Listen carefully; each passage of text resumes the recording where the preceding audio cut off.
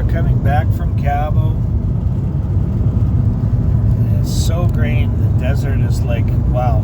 It's not often like this, but it's going to be green for quite a while with all the rains we've been having. There's the Pacific out there on the side. This is such a beautiful drive from Cabo to Todos Santos, or say Pescadero, but the whole way is along the ocean pretty much like this, and it's absolutely gorgeous. And it's really neat to see the desert so green like this. It's a real treat. It brings out the humidities here, and that's a little tougher to take, but soon we'll see the whales will be coming. October by November they'll be starting. You'll be looking out there seeing their blowing their stacks, and so beautiful. But I just love this part of the drive. It's really lovely. So for those of you coming from the airport and you're driving from, say, San Jose, El Cabo, you rent a car or whatever you do to get to La Paz, this is the road you're looking at. It's a beautiful 4-lane highway. It goes from Cabo this way all the way north of La Paz a little bit, and that's the last highway you'll see like this until you get up close to Ensenada, really, the big 4-lane. But this is a good stretch of road here. It's lovely. Right now there's a few potholes that are quite large. You got to be careful with these rains we've had. It has really beat up the road. It was perfect, before these rains, but there's some potholes that you do not want to hit your tire into them. Let me tell you, here comes one here. Not so bad, right? But they're out there. But anyway, I can drive and show you the whole way how pretty it is like this. It's just beach after beach after beach. Look at this. You come down. Look, it's a little rough out there today. The Pacific is no joke. It's serious. There's some world-class surfing right around here, and it's pretty. Look at this beach here. So that's a pretty good pothole. You wouldn't want to hit that one. Look at this beautiful beach here. And there's so many that are hidden where you just drive off a little bit of, and down the arroyo to get to them or something. You can camp. You can see people have their motorhome there. Maybe you can't see much because of the curve of the road. But now we're starting to get into close to past Magrino and into Elias Calles. Little communities here. We're getting close to Los Cerritos. Oh, look at that interesting shaped house. That's kind of funny. They're building it like a ship. But so pretty, eh? Isn't it beautiful? Beautiful sunny Baja. Look at all those coconut trees. Beautiful rancho there. The arroyos. Some of them have some water whipping down. Elias Calles for sure has water ripping down it. Maybe I'll just stay on until then. But there's just a real pocket from here, and it gets more busy and more busy the closer you get to Cerritos and Pescadero. It's a real up and coming area. I remember 10 years ago when I first bought a property there, and built a big house on it. There was hardly anything there and anyone there, but I said, this is going to be Cabo San Lucas one day here. The same thing, because it's such a beautiful area. It has water, right? And a lot of water in Pescadero, and a lot of water in Todos Santos as well. And I knew it would be one day just a real go-to spot. I had no idea that it would happen so fast. It just really just happened quickly. It's just crazy how fast it all happened. You got the start of a bunch of development, and then it gets more and more and more, and I'll just keep you on a little bit longer.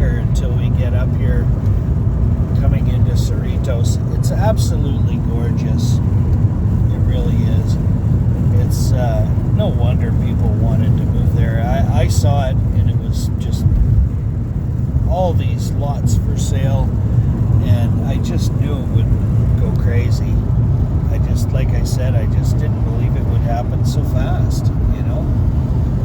But the whole Baja, the entire Baja has been discovered, and I guess, you know, this is an era where people are able to work away from the office, work online, do their things, and so the world is changing, right?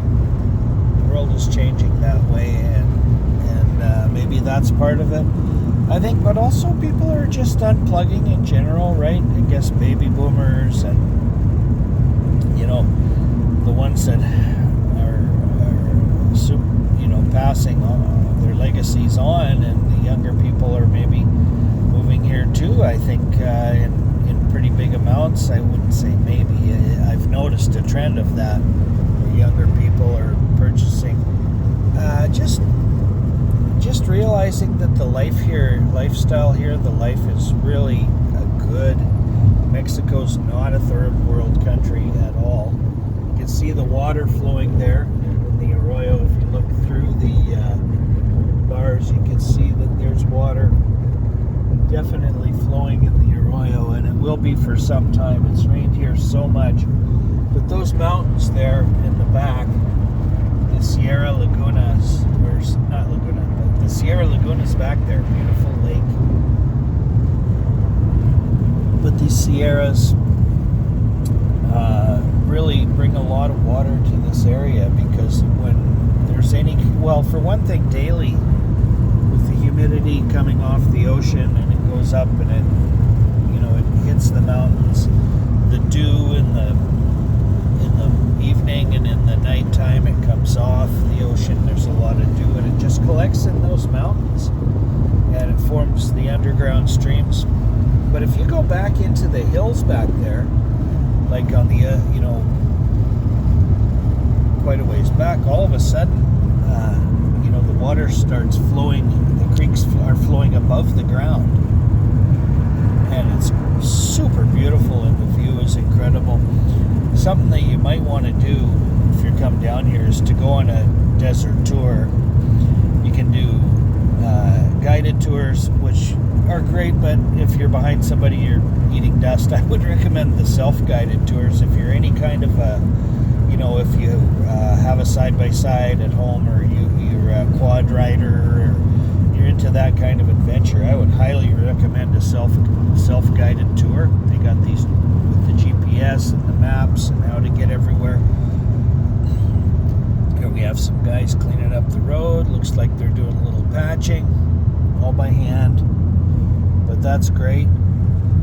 That's great. So look where they cut the highway through here, and we're going to come out of this and onto Cerritos, and this was the view I wanted to share with you. It's absolutely gorgeous. We're going to come around here, and you're going to see for a long way, and you're going to see a lot of development, and that is Cerritos. Okay, this is technically called Las Calles, but this beach, the whole beach, is Cerritos Beach, and it goes all the way down there. It's kind of off in the distance. I should probably zoom in for you. I'll do that a little bit. But you can see there's a lot of development happening here. A lot of places. These are new. You can see the construction happening. They're just to the stage where they've got the stucco on the bricks and on the blocks, so they're in early, you know, they got a lot of work to do yet. But this whole area is really getting built up. See, there's some of those potholes. I don't know if you saw them, but like, you don't want to hit your wheels into those. I promise you, you'll regret it. Some of them are pretty bad, but they'll get them all fixed up here pretty quick before tourist season really starts anyway. But still, there's lots of room. You can see it's not super busy on the highway. This is middle of the week, a Wednesday afternoon. Pretty quiet time. All these bridges are over these arroyos, which most of them don't have water this minute. But boy, oh boy, when it rains, is coming. So this is Rancho Nuevo. Rancho Nuevo is not a gated community so much, but with security. But I guess it is a gated community as far as that you have a private entrance, and that's the only way into it. It's virtually blocked off by the properties in between. There's some large acreages in here, and you know they're slowly getting developed. There's a bit of a gap here in the development, but there's properties in here that are for sale. You can see where the water was flowing across the highway there. So this is coming into Los Cerritos. It's as green as you'll ever see it, I tell you.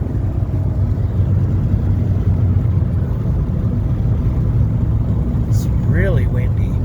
It's really windy. Anyway, as far as things go, I'm gonna shut it off, but I just wanted you to see this, how the development really starts right here. And when I first came here, there was literally almost nothing. It was so close to nothing. Maybe a dozen houses in the whole area, right? And now there's hundreds. So just in a course of 10 years, it's completely changed, and it's completely busy, and it's really, really up and coming area. But you know, it's just like those reasons I talked about: people unplugging, pulling out, people retiring, people moving to Mexico, because the life here is sweet. It really is. You know, it's a very free country. No matter what you've heard, the warnings, the cartels, yeah, there's that. But you know, there's just as much crime up north. You just don't realize it.